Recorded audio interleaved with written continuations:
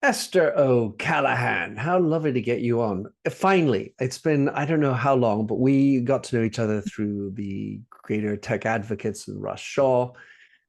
You are the founder of Hundo, and you have three little letters after your name. In your own words, who is Esther O'Callaghan? So founder of HUNDO, workforce skills development platform for young people. And we've just launched HUNDO Lab, which is our research and development arm looking at how to tackle the ever-growing youth and employment skills crisis globally. We were definitely introduced by Global Tech Advocates. I'm on the steering committee with Russ among many other things that I do. But broadly speaking, for the purpose of today, that's me in a nutshell. And you're based out in the Middle East. Tell us about that decision to move out to Abu Dhabi.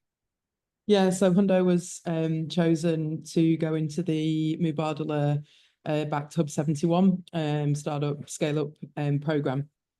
And I find the GCC quite a fascinating place currently because it's going through such a huge transition. And obviously the need to make sure that a predominantly young workforce has the skills that they need to successfully transition these economies is just a fascinating challenge and opportunity. So we wanted to kind of, we were asked to come here.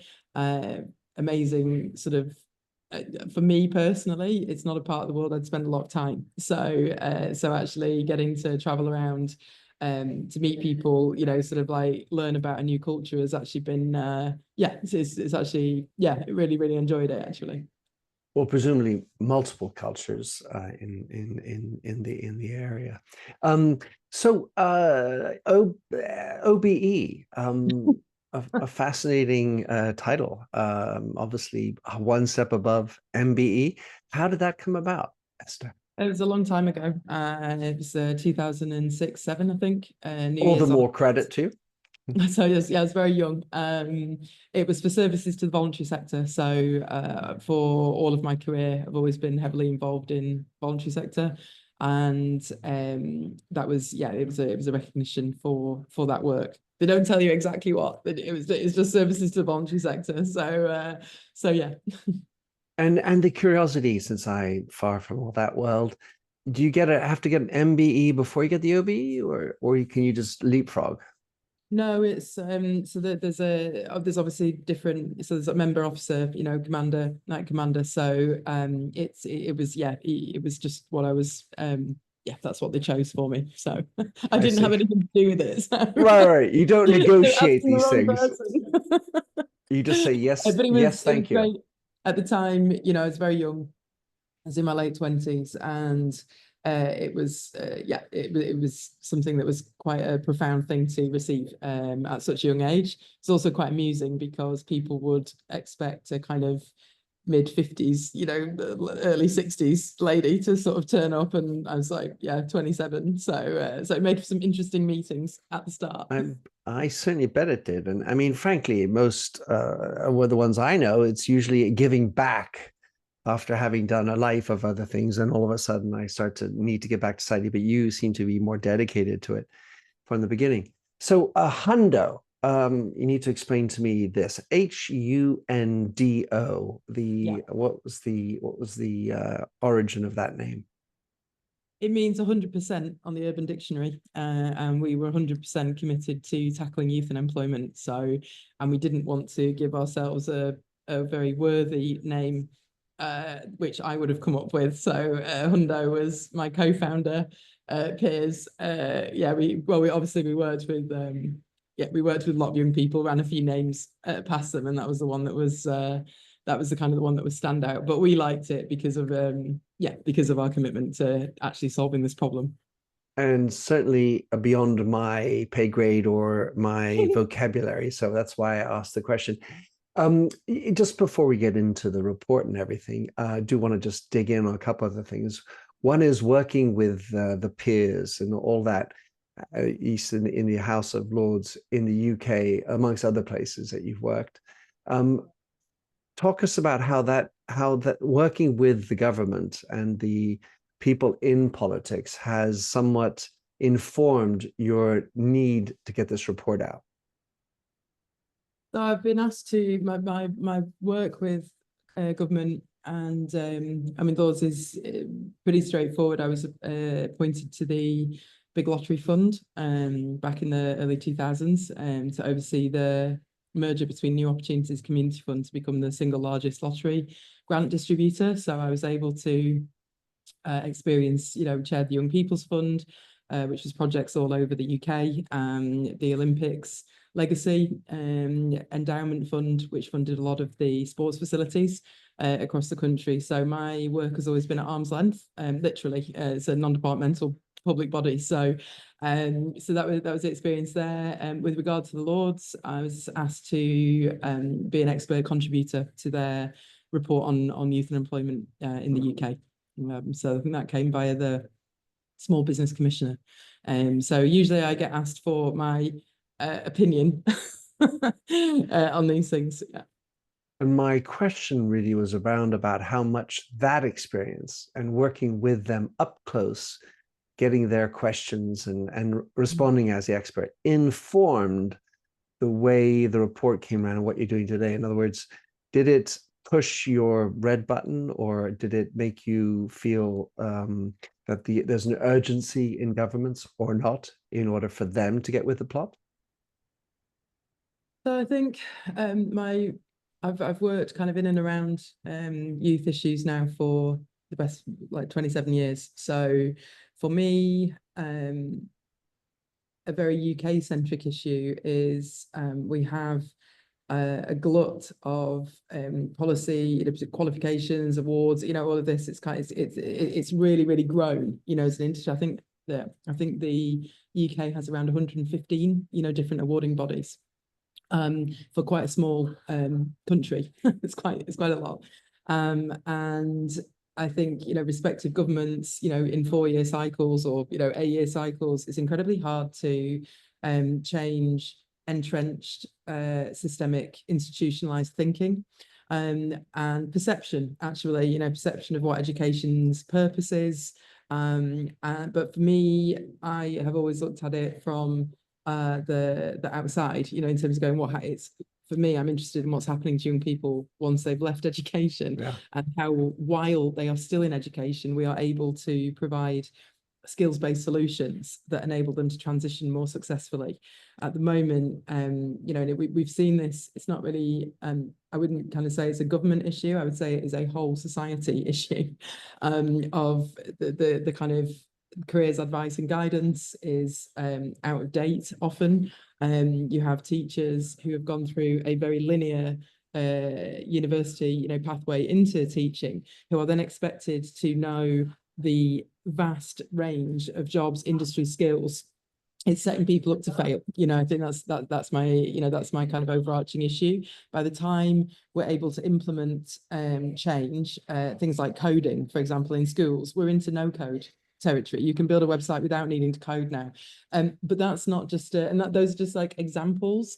I think it's like, for me, when you look at things like Montessori, or you look at Steiner, or you look, different types of education, I come back to the same thing. It's public school systems are based on getting everybody through the system essentially, from kind of like, and so the kind of the way that we do that hasn't fundamentally changed for generations, and so a lot of the learning that my son, who's now 21, Gen Z, experienced was broadly the same curriculum that I was doing in the 90s, which was broadly the same curriculum that my mom was doing in the 60s, and it's that kind of, how are we supposed to, when we work in the UK with colleges, for example, and schools, some of them don't have Wi-Fi to any degree of usability, and we're talking about AI and the knowledge economy and all of this, and it's kind of going like,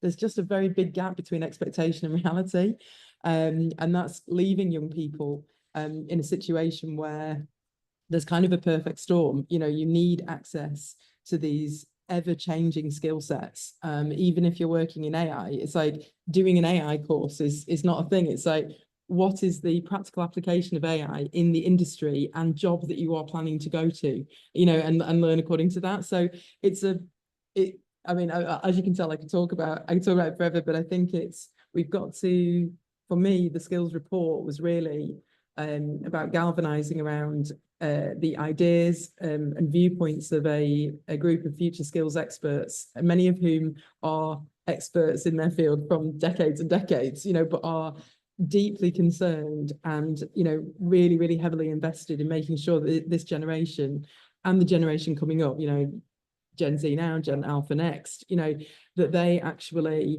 are going to be growing up in such a fundamentally technological world and environment. And it's like, how do we make sure that they're ready for that? Because we're not achieving that at the speed and pace that we need to right now. And we're seeing that play out in terms of the just the sheer numbers of young people who, many of whom are actually qualified. That's the bit that's changed. You know, so you used to see young people with degrees, for example, would go into a graduate program. So they had a kind of a pathway. Over the course of, you know, the last decade, graduate programs have disappeared. So you have this kind of where you expect to see young people who come from backgrounds like mine struggling, you know, to get onto the job ladder. You're now seeing it with students with good degrees from good universities.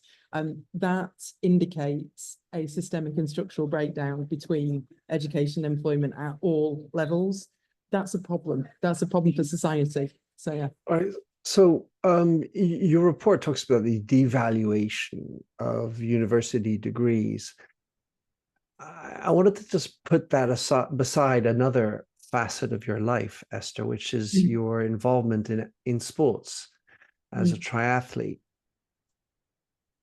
I'm of the old school by look and by experience. And I have always felt that sports was an amazing way to learn about your body, to learn about your limits, to learn about how to be with others, to learn how to lose, to learn to get through difficulty, be it an injury or loss or playing in the snow, you know, a rugby match or something like that. How do you react to that? I agree. I think the one that's most interesting to me actually is esports. As a kind of, so I think, do I think that young people should be do I think that children and young people should be sat in classrooms for the amount of hours that they are? No, I don't. I think they should be running around learning through play, learning in the way that we know cognitively is healthy for them, and being active and mobile is huge for that, and also huge for mental health benefits as well as physical health. So I would, you know, part of the skills report is probably the first little piece of like, how do we start to reimagine what a future school should look like? You know, how do we actually build what needs to exist as opposed to just talking about the problem? So yeah, I think sports is huge. What I also think is coming back to the esports, so our head of education, who's in the report, James Fraser Morrison, wrote the first VTech for esports. And again, it's a really interesting intergenerational divide, because the benefits of things like online gaming and esports for this generation are market. You know, my son was a gamer, and it's like they're not sitting there on their own in their room locked away. They are developing critical thinking, working under pressure, team building skills, leadership skills, you know, all of the soft skills, you know, essential skills that employers say young people don't have. They do have it. They just manifest it in a very different environment. And that doesn't translate necessarily onto a CV, you know, and that was part of the driver of HUNDO in its original form, was how do you meet young people where they are and help them to understand how their skills in other environments are actually beneficial to them in the workplace. And that was one of the things. So it's, designing a future school is probably the next HUNDO Lab project.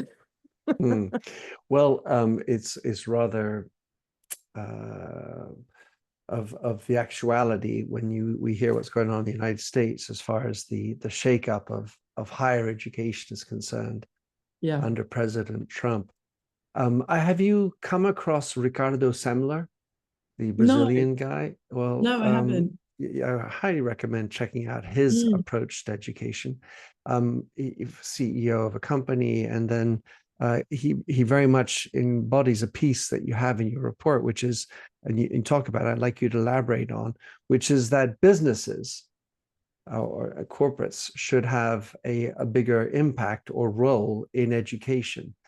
mm. So just talk about that, and then how do you actually see that coming to reality? So it's really about, I give the example of we work with the NHS in Essex, where we work with 1,500 health and social care students. So they're studying health and social care. They've gone into a vocational environment for a specific thing. But we see this repeating pattern of when you kind of turn around and go, what jobs can you do? What skills do you think you need? There is a huge gap in that knowledge base. And things like and again, back to sort of the more technical side, even, nurses, care workers, support workers need to have a level of technical proficiency, that they are using tablets and AI diagnostic tools to treat patients. We're seeing an increase in VR, AR within health and social care. So, and one of the most interesting ones for me is cybersecurity. Obviously, healthcare data is extremely valuable. So, one of the jobs at the NHS is threat hunter, which I love. I just think it's a great job title. Bounty hunters. If you can, exactly. So if you can imagine as a young person wondering what they want to do, not even thinking about the NHS as a potential place to work, and yet in their online, gaming life, they probably have developed a lot of the baseline skill sets, for that role. So it's that mismatch between what you're learning and what you are being, the access to the information about your future employment prospects. And we see this even with, I was talking to University of Strathclyde, and they were saying that there's something like 24,000 students studying law degrees, but there are 5,000 available roles. If you consider the traditional graduate go and work in a law firm, that's true. But most companies, of a certain size have whole departments where they need people with legal skills, and experience and qualifications in that example, because it's specific. So for me, employers are an essential part of the ecosystem of transitioning young people successfully from education into jobs. And what's happening at the moment is employers wait until young people have left education, and then they kind of pick up, and it's too late. And that's where you see that gap. Also the tools, with the NHS, there's something like 12 or 14 different types of tools that young people need to know how to use. And that's applicable in lots and lots of jobs. If you think about, we're using Zoom right now, we use email, if you think about the suite of technological tools that you use on a given day, Miro, Canva, whatever it is, most young people won't have access to Figma. Exactly. Most kids won't have access to those tools until their first day at work. That's crazy, because then you're having to invest all of your time, effort, and energy upskilling people on tools they already could be proficient in. Right. Well, in your foreword to the report, you talk about the intergenerational battle between the old and the young, or you call it the old and the new, but the old and the young, should we call it differently? This tension is going to be difficult to get over, because the people in power are still the old people. At least they're the ones, the governors and the ministers and what in general. So how are we going to tackle that? What is it? Is it just flood them with this report? How do you expect to shift their minds with regard to this issue? So I actually very deliberately used the words old and new, because if you take someone, for example, like Lord Goddard, of Stockport, who is of a particular age, he is incredibly forward thinking. So it isn't a question of old as an age. It is the mentality, which actually you can see in, so it's not for me, it's more of like the old ways of doing things versus the new ways that we need to be working, you know, going forward. So I think for me, the report was intended to start the very, very necessary conversation, but also to put forward the fact that there are really good things happening. You know, it isn't doom and gloom. It's more going, it takes everybody now. We need, you know, it's an overused phrase, but, you know, coalition of the willing, to sort of go, we all kind of know that the system isn't quite working in the most effective way that it could be, and we're seeing that in, you know, play out in very, very different ways. What can we collectively do to start to reimagine solutions, by bringing together all of the parties? You know, you need all of the players. So government, you know, policymakers, experts, employers, teachers, you know, young people, especially, you know, they are the people who are the ones having to like live through this, and deal with it. And for me, it's, you know, the lab, you know, and the purpose of the reports is to provide obviously insights, but also kind of like actionable outcomes, but mostly to go, we want to actually design and develop solutions to these problems collectively, and we'd love you to be part of it. You know, if you're someone of any age that cares about what the future looks like for your nieces, nephews, grandsons, you know, granddaughters, whatever, we can't just keep having the same conversation that we've been having for the last quarter of a century, and the problem not only not changing but actually getting worse. And that's, yeah, that's kind of why we released the report. And it's interesting if you think about the fact that we partnered with City and Guilds. They are 145 years old. So, and that's what I mean, you know, it's like, and actually they backed this report, you know, they saw the importance of the need to start to think about how we start to transition into this new world. Well, amongst the industries that I think will still exist is the gold industry. You say it's not doom and gloom, yet your report also states that 45% of CEOs are concerned that their business won't be viable in 10 years. Yeah. Time. And so how much of that do you think is attributable to a lack of skills, the skills crisis that you're talking about? So I think it's looking at what does, I think it's actually the NVIDIA CEO, you know, who said it best. It was kind of going, AI won't take your jobs, it's people using AI that will take your jobs. And I think there's a huge amount of truth in that. I think we are again caught between this old and new world, where we have tensions between boomers, you know, in the workplace versus Gen Zers and millennials, you know. And it's actually, last year was the first time that younger generations made up the vast majority of the workforce. Last year is the first time that tilted in the UK.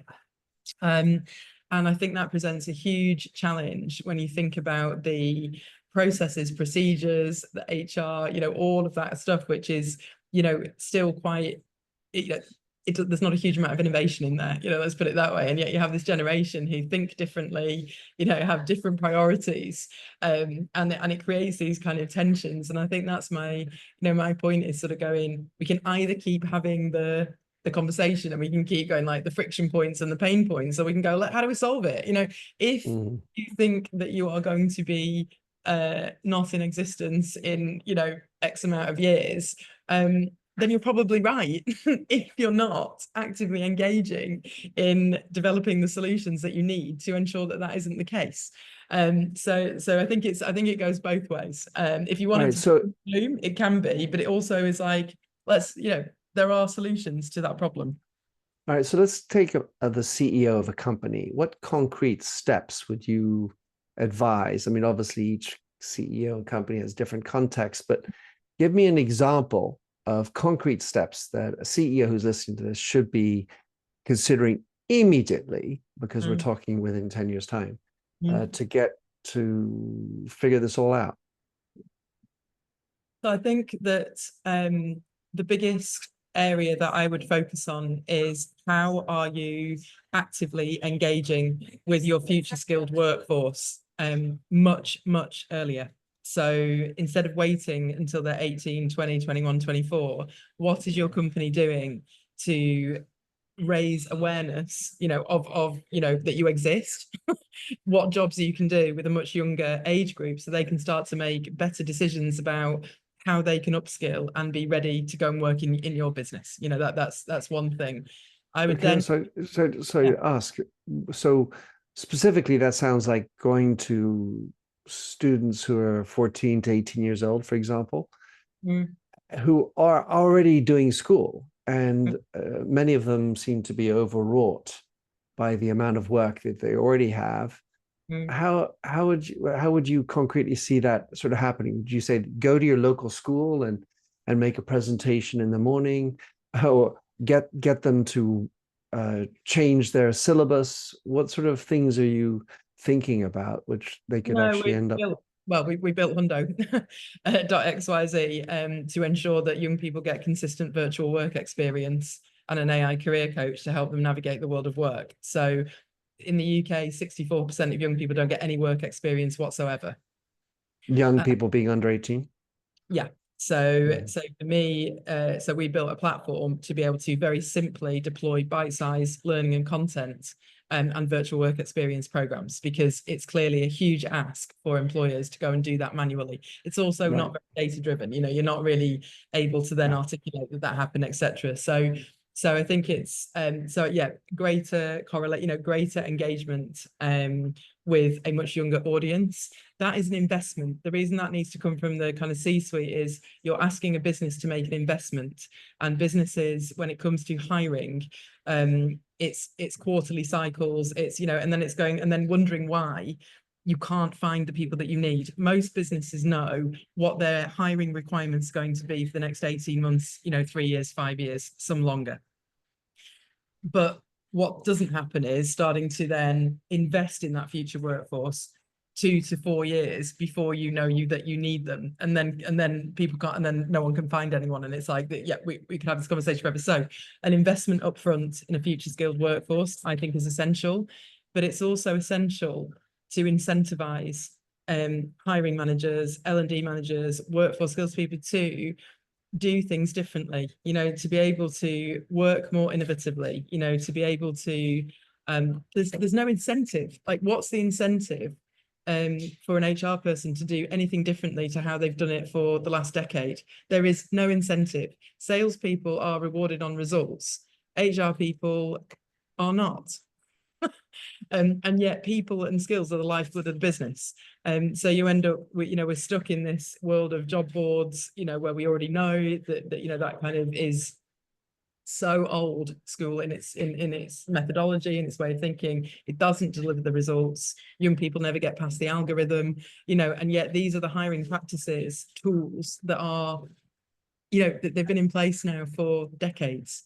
And even though they are self-evidently no longer effective or fit for purpose, what is the incentive to change? And the biggest problem is it requires investment and it requires long-term thinking. And that's where I think government does need to step in and step up, because asking employers to invest in a future skill workforce is a big ask. We know, because we've been doing it for a while. But that comes back to sort of the crux of the issue. It's like, whose problem is it then? If we all know that the problem exists and we all know that the challenge is there, and we perceive that it is presenting an existential crisis, for education, because young people are increasingly turning away from university because they don't want to walk out with 60 grand's worth of debt and no job at the end of it anyway.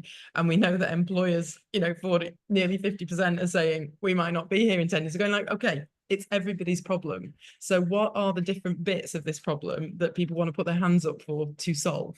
And you see it with big corporates like IBM, the skills builder, but it is incredibly fractured, I would say. There isn't a kind of an ecosystem. If you look at places like Switzerland or Germany, for example, with things like the apprenticeship, that kind of much more effective transition into work. So there are good models, but it's more kind of going, you need to be willing to invest and take the risk. And that's a hard ask. That's a hard ask for governments, educators, and employers. But self-evidently, we need to do things differently. Can I just get back to the HUNDO XYZ?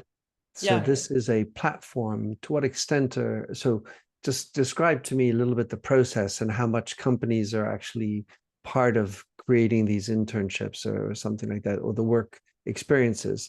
Is this Mhm. something that you are integrating with businesses and government into schools? How does it work? Yeah, so it was a platform developed specifically to provide a track of skills-based learning while young people are still in education, to help them and their parents and teachers and careers advisors to make better educational choices based on the future of work.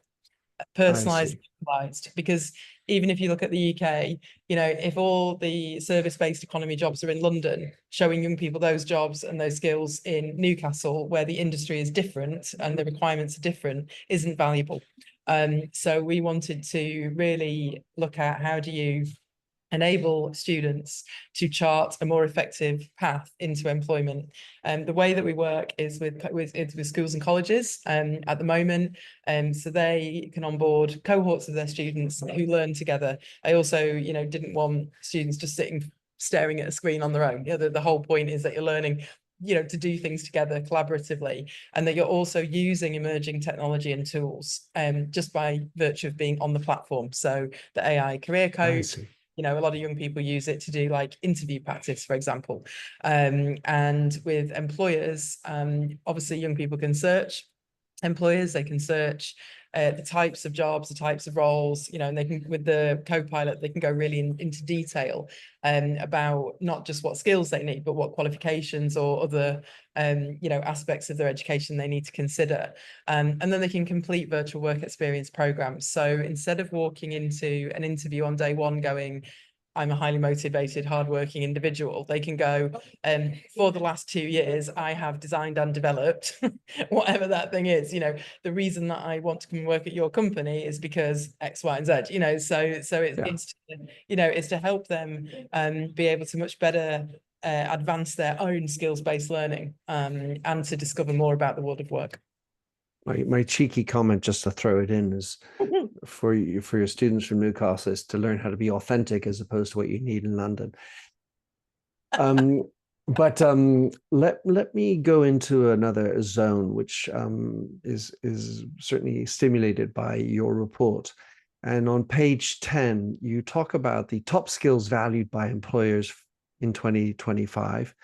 And Yeah. then to the other side, you have skills increasing in value 2025 to 2030. What struck me about that list is that the ones that are valued today are largely or much more around soft skills, the notions of humanity. I mean, empathy and active listening, of course, gets my attention, Esther. Mm. Whereas the skills that are increasing in value seem to be large or much more around about these sort of more technical skills. Yeah. So it's kind of a funny counterpoint. I mean, certainly your report advocates for recruiting for skills rather than Mm. qualifications. It Mm. seems that I don't know if these are all skills. I mean, Yeah. um, you know, being curious, is that a skill or is it just a sort of a way of being? Learning for a lifetime, is that a Mm. skill or is that a way of being? Just to maybe qualify that, Esther, you Yeah. know, when I was the CEO, I would say to my team, I'd rather hire for attitude than Mm. for competency. Mm. Yeah, so I think I don't see them as, it was certainly, you know, from our experience when we talk to employers consistently, it's the so-called soft skills, which I actually call essential, you know, or power skills. Mm. You need, So is my but friend Lena. the truth is you need both. You know, the one thing that we hear consistently about young people is, you know, as I said earlier, they arrive and they don't know, you know, they don't have kind of like the basics, you know, the kind of that, you know, there's much what they call softer skills. So for me, actually, in many ways, technical skills are easier because they're more measurable, they're more definable. You make a great point, you know, is curiosity a skill? I think it becomes a skill in application. learning Yeah. how to be curious about something. And how to Rather, limit, by the way, sometimes your curiosity, if you have yeah. too many wormholes to jump down, rabbit holes rather. Well, exactly. I mean, exactly that. It's like knowing when to stop, like, when you've gone far enough in a particular research rabbit hole that you're in, for example. So I think that point is valid. Yeah, I think it's, for me, I think we're starting to see, interestingly now, this sort of AI, it's not a peak, I wouldn't say, but that kind of idea that actually we're still going to, more now than ever, we're going to need the humanities to complement this I don't know, inexorable advancement of technology in our lives. So for me, it's not a one or the other. The more, I would say, the more critical thinking that you have, the more of those soft skills that you have, curiosity, etc., is going to help you to remain agile and start, because to give you an example, it's like even at a high-end technical level now, when you think about blockchain-based credentials, kind of qualifications, a lot of the Solidity developers are having to retrain for Rust, and it's kind of like, and we just haven't seen the pace and scale and speed of change that's happening now. And it's incredibly disruptive. So I would say that I think what we will see over the next decade is the need for the humans in the loop, the humans in the machine, to be actually more present, not less. And we're going to need both. We're going to need to be able to have for me, I think about it like a skill stack, and that the foundation of that is the human. You can overlay, the technological and all the rest, but essentially having that stack that you can effectively then transition, that you can switch, and because the jobs for life aren't there anymore. So you're going to have what, 10 careers, in the time that a young person now who's 14 will be entering the workforce. It's not out of question that quantum will be entering a mainstream phase, for example. It's not out of range that the space tourism economy will be nascent and emerging or kind of established. In many ways, it's like, should we be excited or terrified? I think the answer is both. And I think the need to have the widest possible range of skills that you can adapt to various different industries, I think is going to be like really, really essential. That's my view.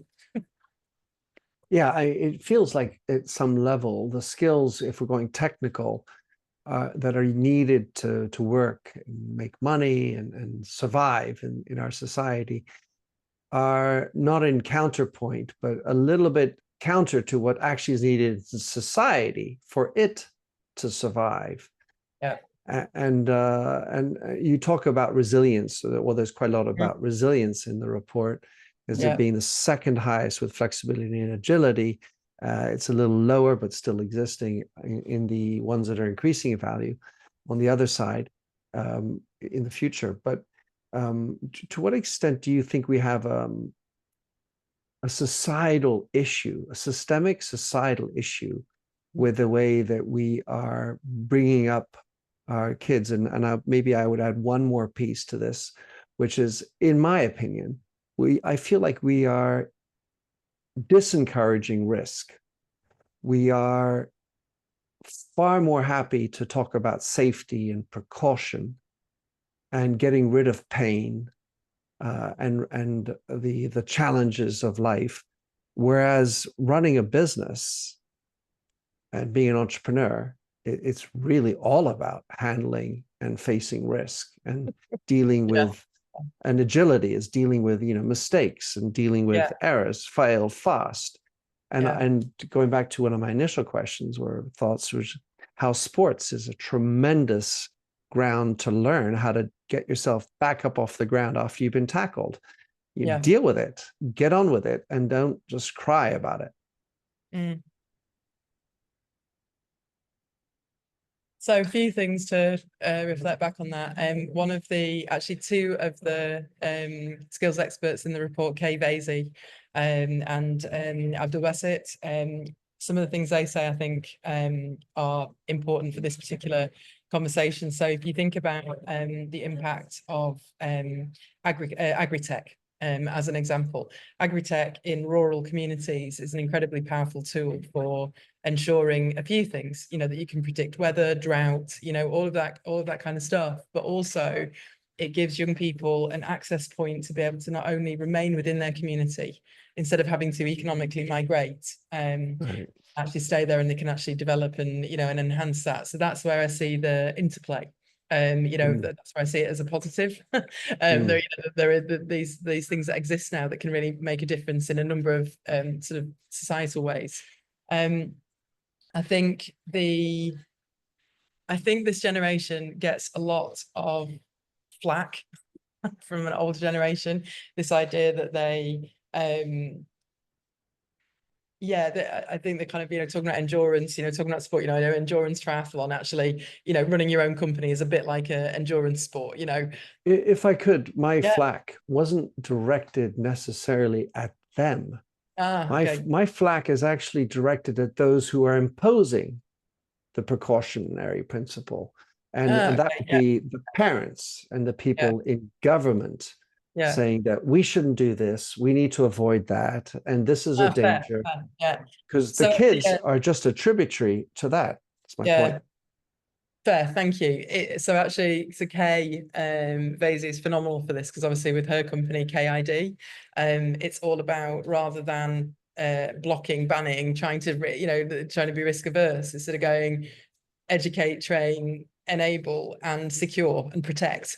You know, they're going to go into environments online, and how do we best protect them in the way that is required, without just blocking them from doing things, you know, which is not a solution in itself. So yeah, I think that works both ways. You know, much less having Wi-Fi. All right, Yeah. last word, Esther.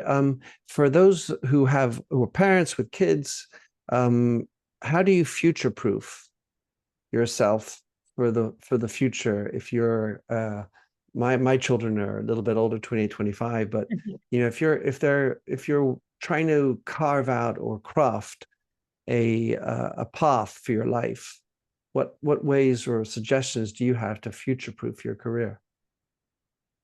I think it's understanding that the future of work that your children are going into isn't like it was when you left school or university. It's changed, and I think the default setting to go to university, or you know, go to thing is just simply because, equally for parents, and I speak because I am one, it's also overwhelming. How do you best advise, you know, your kids on what to do, where to go, um, when what you knew was something much more straightforward. Mm, So I think it needs to be, I think, a collaborative effort. You know, kind of, I would always advocate for getting a broad range of experience and skills. You know, for me, it wasn't an option. It came out of financial necessity. You know, I had to go and work, but the side effect of that, or the benefit, if you like, was that I got to do a huge amount of different things. And so enabling, you know, with a lot of things, it's exposure, isn't it? You know, exposure to things. I would say that waitressing and bar work remains where I picked up most of my skills, you know, working under pressure, dealing with difficult people, you know, kind of like, drunken people amongst them. so I think, yeah, getting as broad a range of experience. I would also advocate for helping and supporting young people to find things they're really interested in, rather than forcing them down a route you know, that you think is best. It's more about going, how do you, there is a richness of things that you can do now. It isn't just a binary choice of going into, you know, particular industries. And even within those traditional industries, there are some phenomenally interesting jobs, you know, and I would say, look at what your kids are doing online. If they're doing side hustles, if they're buying and selling, you know, high-end sneakers, you know, try to engage with them where they are, and together, to sort of collaboratively, you know, so don't dismiss, don't just kind of go, oh, gaming, you know, or like, oh, esports is not this, like, it's multi-billion-dollar industries with loads of jobs, you know. So so I think, yeah, trying to make more of a match between what young people are doing now versus what you were doing when you were a kid, you know, growing up is not the worst place you can start. Oh, well, I've had one person who's entirely involved in the esports world on the show. So opening that up. Brilliant. Esther, lovely to have you on the show. Great to finally connect on this. Where can people find out more about Hundo, the report? How can they download it? What's the next steps? Click to call to action. Great. So to read the report, you can download it at HUNDOLab.com. And to check out what we have been building for the last 5 years, pre-report, you can go to hundo.xyz. Brilliant. And what about you? Any way to connect with you, or is that something off guard? Yeah, I'm always lurking around on LinkedIn. It's the only social media I have, so you have to go there. All right, sounds good. Esther, many thanks. Great to see you, Minter. Take care.